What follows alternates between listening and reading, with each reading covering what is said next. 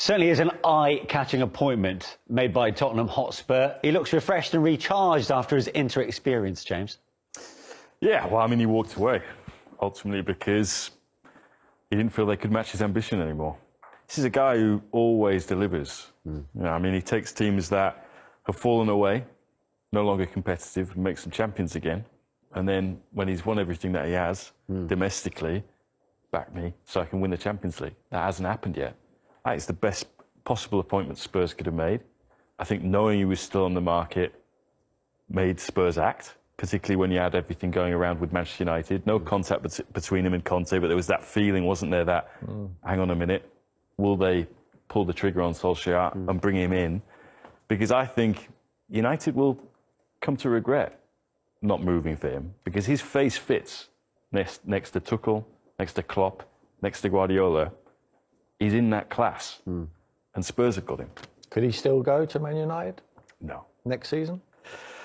I don't think so next season.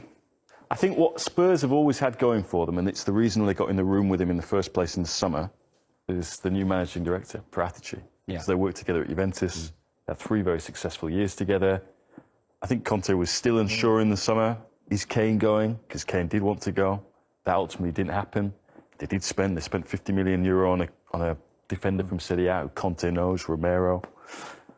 And I think he's seen enough to think, OK, I can do something with this team. So I think he didn't join in the summer, not because he was emotionally still attached to Inter, it's because he was flushing out Manchester United and he never come.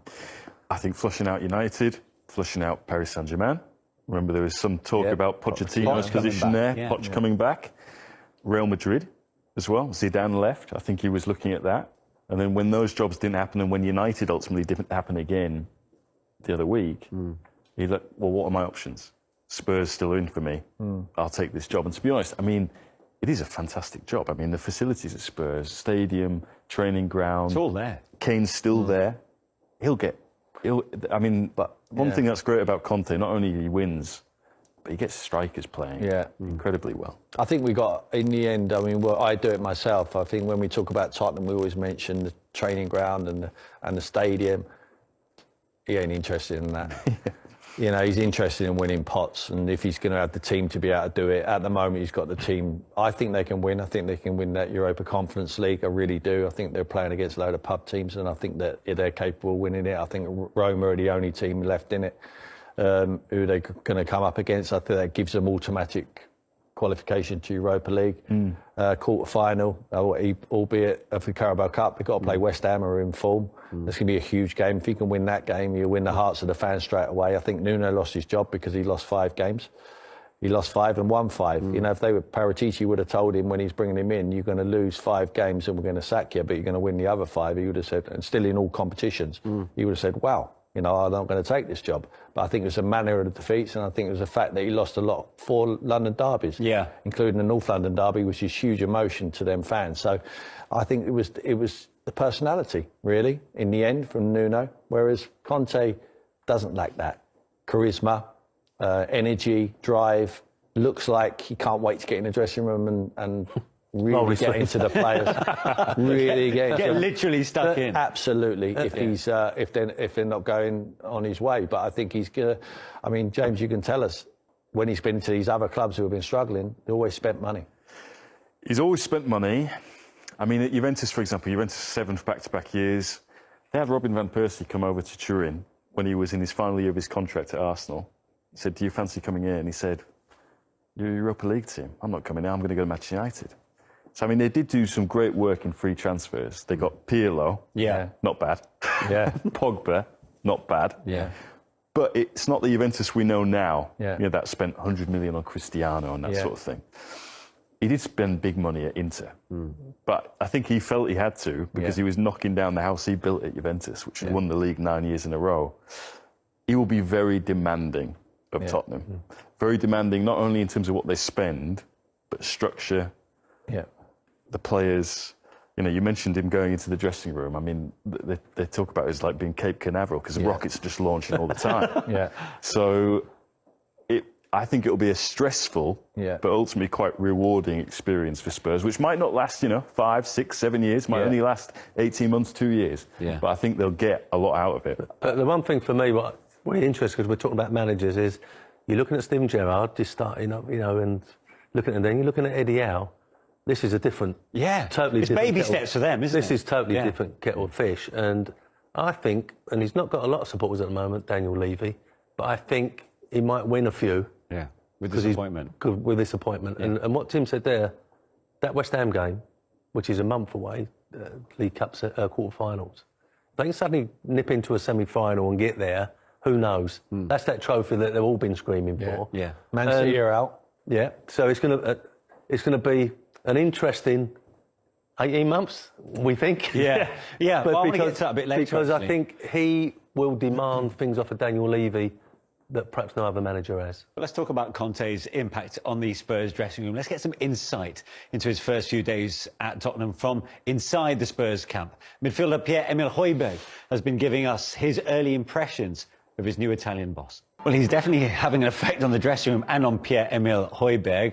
Apart from the fact that Antonio Conte has banned ketchup and mayo from the canteen, what have we learned from his first 2 games in charge in all competitions, Tim? Well, don't underestimate banning ketchup and mayo, because they all of a sudden they'll start passing the ball to each other and scoring loads of goals.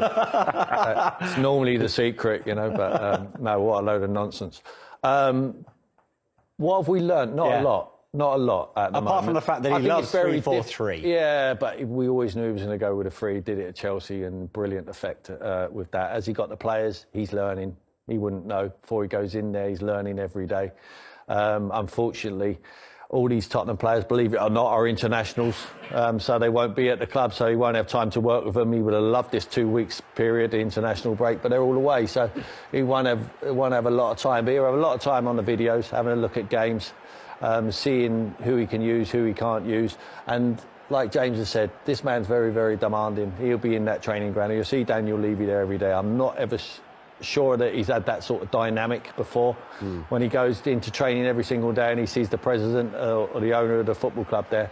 And he'll be asking Daniel what he's been doing today, I'm sure, and Paratiti will be getting it in the ear roll as well, because, it's going to be very key to what he does. There's no way Antonio Conte has took Tottenham's job without being promised a pool of money. I would be very interested, and James might have an insight. Harry Kane must have gone to see him, or he would have made a beeline for Harry Kane. He would have said, where's your head? Are you going to stay beyond January at this football club? Do you want to play for Antonio Conte? And if he would have said no, I'm sure he would say to Daniel Levy, let's sell him. Let me spend that money, the 150 million, whatever. If Man City is still there, I'm sure they are. 150 million helps to the kitty. He'll want to spend more on top of that as well. But what, like Alan said earlier in the show, what do you actually go and buy in January? Well, interestingly, Harry Kane this week, while on international break, has spoken about the mental fatigue of playing for England, being so close to winning a major trophy, but falling short, and knows he's not been at his best in a Spurs shirt this season. Does Conte go into the future with or without Harry Kane for you then, Alan? Well, these next 6 weeks, he's got to go with him. And I think that he's got to impress on Harry that they're going to get more balls in the box, they're going to be more attack. They've gone games without having a shot. So that's got to change. So it's not all Harry Kane's fault, and everyone keeps picking on that now. So I think that he will try and get more out of Harry Kane, and if he does, that means Tottenham will be playing better and probably winning more games. And then we'll see where Conte's at. Listen, if he spoke to Spurs in the summer, he's kept an eye on that. What Tim is saying about seeing the players and knowing what, I think he'll have kept an eye on that. And now he's gone back in there, I think he knows what he wants. And I think Harry Kane's going to be part of it. Unless Mr. Levy has said, we ain't got as much money as you really want, so he's the one who's got to go, and then we'll spend it all. So it'd be interesting. It'd be an interesting 6 weeks for me. He's big on character, in that you're either on or you're off. Yeah. And I think in his last job, I think one of the problems he had with Inter was he said, right, your top scorer, Icardi, his wife goes on TV, complains about the team all the time. Out. That's the sort of thing. Rachana England, great midfield player, but he likes a night out as well. Out. Three of the best players, he said, I want you to get rid of them. And we're going to go. And that's why they signed Lukaku. And to be honest, I think Kane will look at it, or if he's read or listened to anything about him, he'll look at what the work that Conte's done with strikers. Lukaku in particular changed his diet, not just ketchup and mayonnaise. Had him in front of a ball machine in training, firing balls at him to work on his touch. Had the big sense about that they had, going up against him all the time. Taught him to find his limit and push beyond it. And Lukaku feels he's come out of it more complete striker, better striker. So I think Kane should look at that and think. But difference is with Romelu, they won. They did. Harry wants to leave the club, not because of Antonio Conte, not because of Jose Mourinho or Nuno, because he doesn't feel that the club can win. And just one player isn't going to make them win. So Antonio might think, you don't want to play for me, son. If I'm Harry Kane, I'm saying, well, you only signed an 18-month contract. Are we going to win? And I mean win the Premier League, because that's what Harry Kane wants to do. That's why he wants to leave the football club to go to Man City, because he wants to win the Premier League. Are we going to do that in 18 months? You're not even going to be here at 18 months. I would ask him the question. I'd say, where's your long-term view of the football club when you're only signing 18 months? I'm here, I want to be a player. I've been here a lot of years. I've paid good service to this football club. I want now to win something. Do you not feel that it's right for me to leave? I would ask him the question. That was what I would tell him. Whose decision was it, 18 months? It's such a short contract. Yeah. I think it's 18 months with another 12 tacked on if he gets the Champions. He's never been at a club less more than 3, has he ever? No. National team job. Do we expect that pattern to continue? Can you see him spending longer at Tottenham? I could see this as being the shortest marriage ever. Yeah, but you're already talking about him going to United next season. I think if it can go either way, he either signs don't think it's 18 months and over. I think he stays for the 3 years, or he leaves at the end of the season. The thing is, he's never lost the dressing room. The friction has come in the boardroom, where he's said, I've won all this, where are we going next? Yeah. Got to win the Champions League. Yeah. So back me. I thought it was interesting what you said about Daniel Levy being at the training ground all the time. He'll like that, Conte. Really? He wants a direct relationship with the owner. As much as he gets on with Paratici says we can't do something one day, he'll say, right, is Daniel in the canteen? Yeah. Will he let Daniel eat ketchup? I'm sure he will if he'll find him a player or two, Apparently brown sauce is okay. But final thing on Harry Kane. Knowing the strength of personality of Antonio Conte, who gets the final say on Kane's future? Is it Conte or Daniel Levy? It's Daniel Levy, isn't it? I think Daniel Levy all the time. I mean, I think that was the case in the summer. Yeah. Gentleman's agreement, well, it's not written down on paper. You're not Then going it's not anywhere. a gentleman's agreement. I just think that a manager always has the final say.